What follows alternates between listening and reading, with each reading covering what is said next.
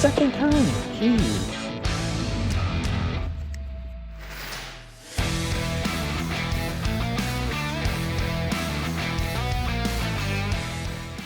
All right, guys. We're going to be talking about winter bass behavior, where they go on some lakes in California. And yeah, we're just going to go through it roughly. So, bass movement patterns during the cold months.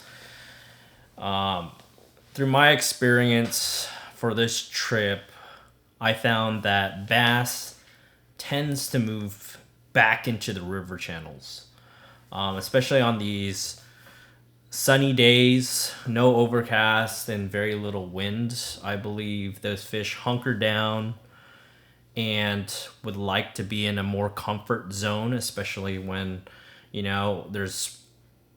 they turn into prey during the day. There's birds. There's, even though they're the top predator in the lake, there's some obstacles that they need to face in terms of predators, as well as when you're in wintertime, some of those fish that don't have a lot of cover shallow like to go deep, and that's a part of the winter seasonal pattern. So as I play this video, this is kind of how I dissected the day. I focused on the contour lines, and I would stay on the 50 foot contour. And because the water level was down about 20 feet, it was really me sitting in about 15 to 20 feet. And I would cast towards these green lines. And those green lines are river channels. And during the spawn, they could stage up. They could move up shallow and stage up on a brush pile or rock pile and eventually make their way to spawn.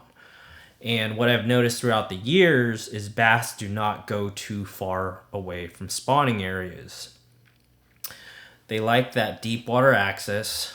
So during the wintertime, they use that river channel to hunker down, to feed, to kind of chill out until full-blown pre-spawn comes up. And let's say an overcast day comes up, prefrontal conditions, they move up shallow. Let's say February and March, they move up shallow, they gorge crawfish, bluegill, crappie, and etc. And then they make their way back to a spawning flat or a spawning area downriver. So key locations to target during the wintertime would probably be, of course, river channels, like I said, but maybe right next to the drop-off, ledges or main lake points, and working towards that spawning flat. But during sunny days, you don't have to go all the way back in the river channel. You could just stay in the mouth of spawning flats or the mouth of a bays. So you could use all these digital mapping tools. I like to download the app, One Boat Networking, I believe it's called. Yes, One Boat Networking. And then you pay, I think it's something like $20 to $30 a year, and you get basically hummingbird mapping off of your cell phone. So you could do all the research at home and then figure out, what's the plan for tomorrow? What's the plan for fishing during the wintertime? What do I need to target mostly? And what are the high efficient spots in terms of the part of the lake where the river channels go to? And where are the spawning flats?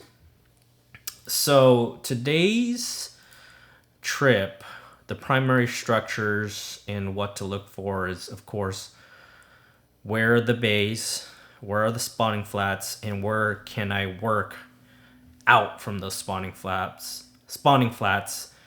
And basically I was looking at the river channel and the contours, and I was sitting in the shallower contour, casting out deep, working most of the time uphill with a football jig. And the reason why I use the football jig is because what I've known for this particular lake, not a lot of bass like to suspend either mid-water column or high up in the water column, because there's other species like carp, trout, that a majority of those species take up that surface area. So I believe a football jig is the go-to bait during this time of the year when it's cold and sunny. And largemouth bass love mud. Mud just stays warm for them to kind of sit on. So a lot of those fish that you catch, you'll see that there's mud on their bellies. So when you do catch a fish closer to a river channel or something deep, a deep drop off like a ledge or offshore hump, be sure to check their bellies to see if it's muddy, because if it's muddy and you got bit multiple times, then you could say you can successfully say that you patterned a largemouth bass bite, and they're all sitting on bottom to stay warm during a sunny day. And like I said, you want to pinpoint the right depth. So the river channel sitting in 25 to 30 feet, I would definitely park your boat on the contour line of 15 to 20 feet, cast out to 30, and drag your jig working back. Now, if you do have live scope, you can target those fish kind of flickering off the bottom. So the back of a bass, you could see kind of like a vertical mark that's glued to the bottom on live scope.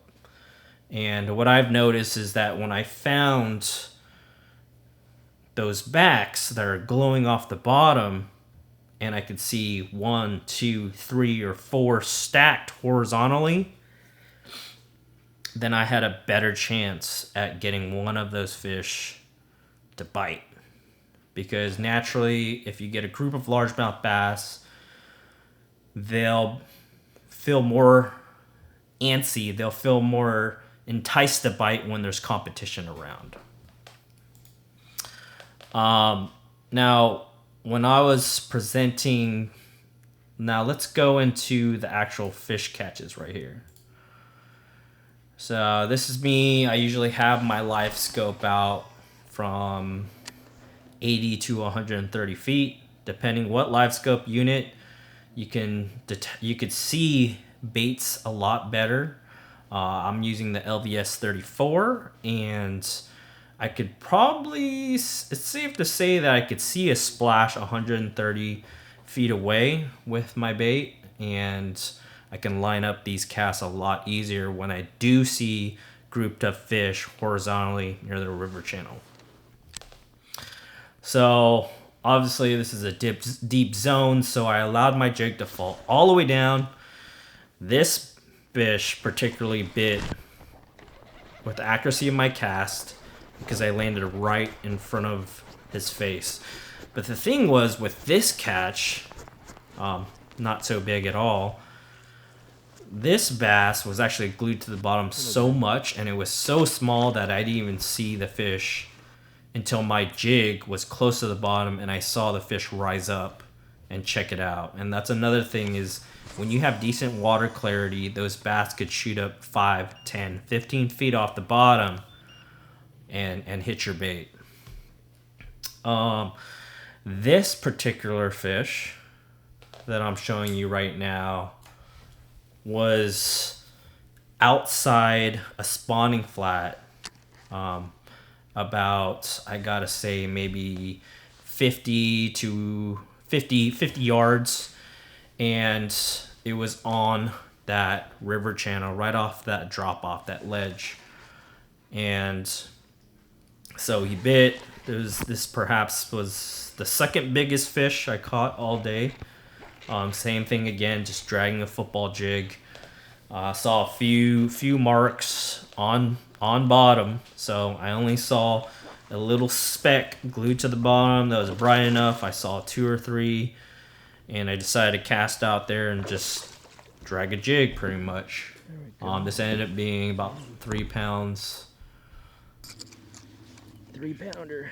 And these fish were just nicely built, thick, that's a feature 10 in that right winter there. feeding Look at how tall zone. that fish is. Super full, low metabolism. So you could really see how fat they are during the winter time. Now this was probably about 15 yards down. Again, I'm following that river channel. This time I'm sitting in the river channel and I'm casting towards the bank and I'm working my way towards the river channel. So you could do either way. If you notice that the fish are more in front of the river channel, a little bit shallower than the river channel, then you can drag your way towards the river channel.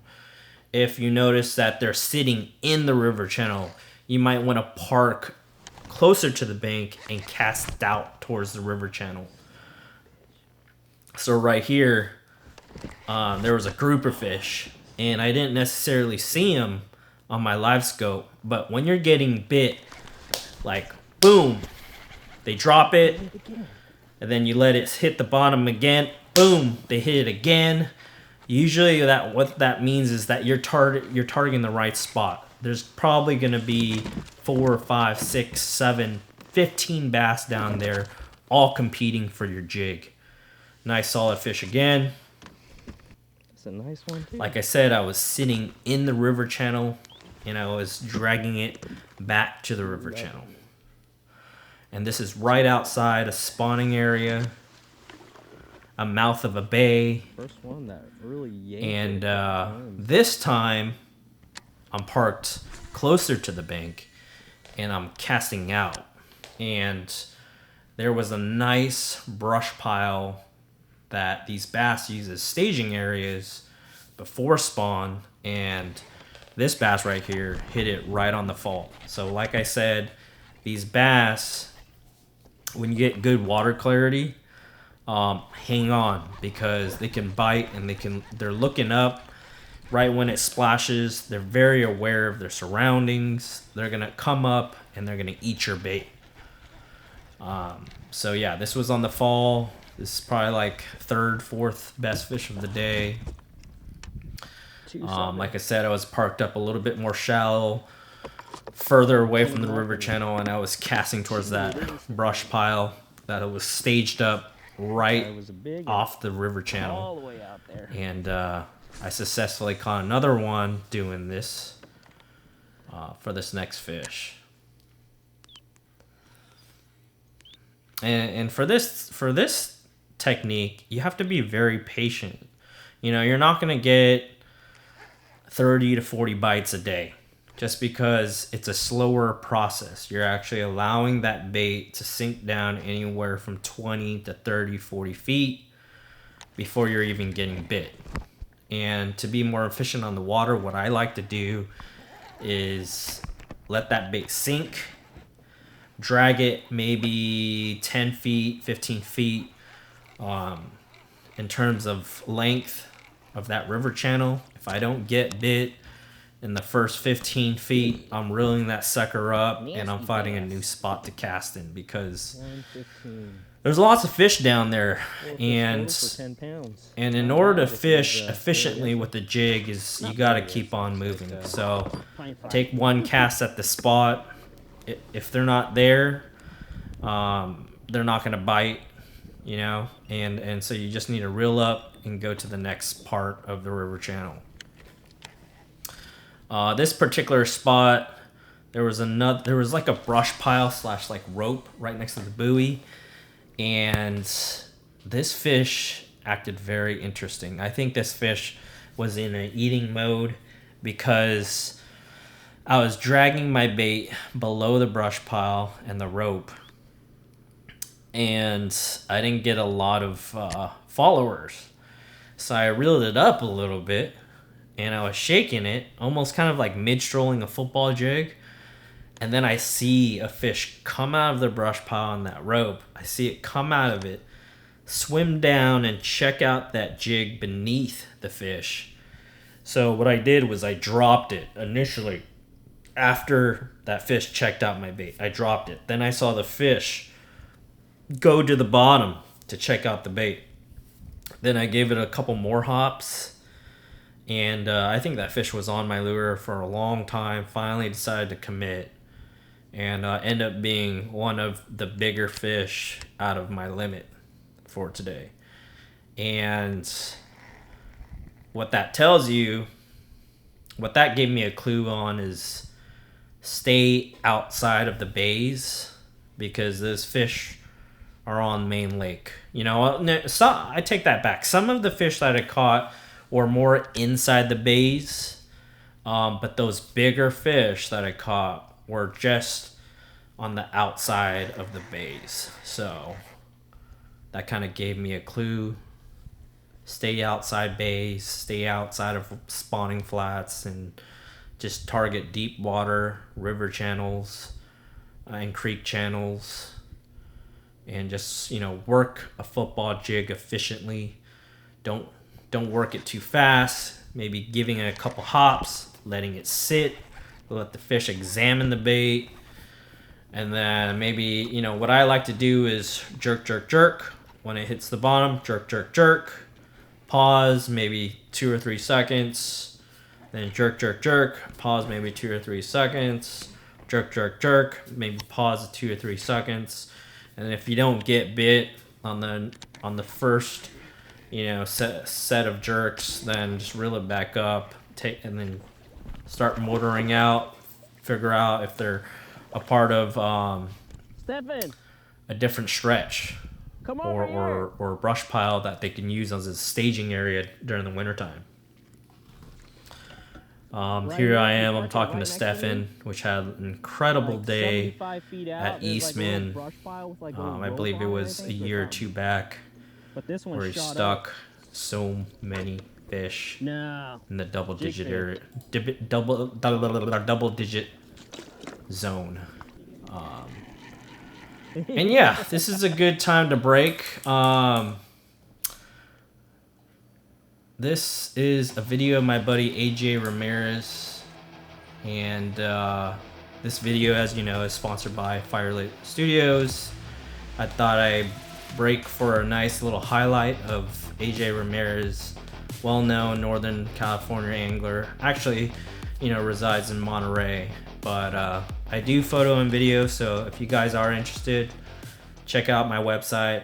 I'll put a link right here and in the description, and anything that you guys kind of refer out or can introduce me to will help the channel out, and I'd be happy to continue sharing you guys content and tips how to catch bass for every season of the year in California.